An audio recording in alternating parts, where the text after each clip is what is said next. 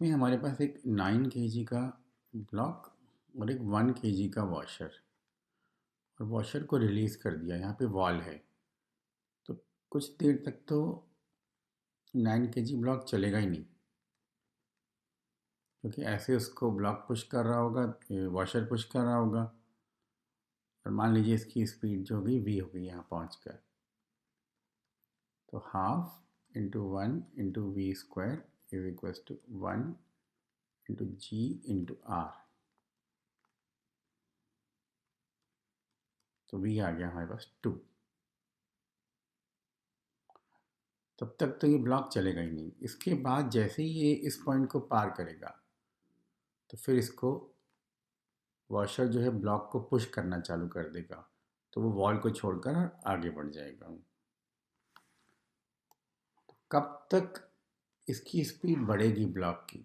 जब तक इसको राइटवर्ड पुश मिलता रहेगा। तो ये ब्लॉक जाएगा, हाईएस्ट पॉइंट पे रुकेगा, फिर लौट के आएगा, तब तक हमेशा ही इसको इधर पुश ही कर रहा होगा। तो जिस समय मैक्सिमम स्पीड होगी ब्लॉक की, उस समय ये जाकर और वापस आ चुका होगा। इसके बाद ये क्या होगा, यहाँ आ जाएगा।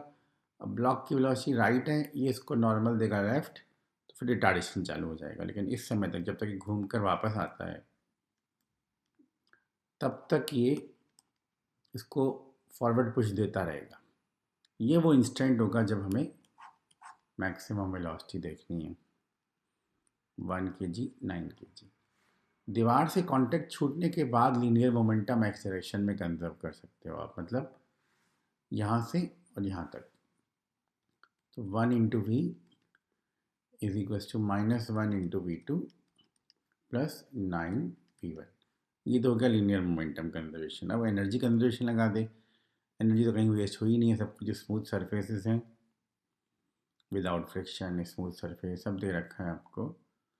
तो हाफ इंटू 1 इंटू 2², ये इसकी काइनेटिक एनर्जी है जैसे कांटेक्ट छूटा है। और finally half into 1 into v2² plus half into 9 into v1²।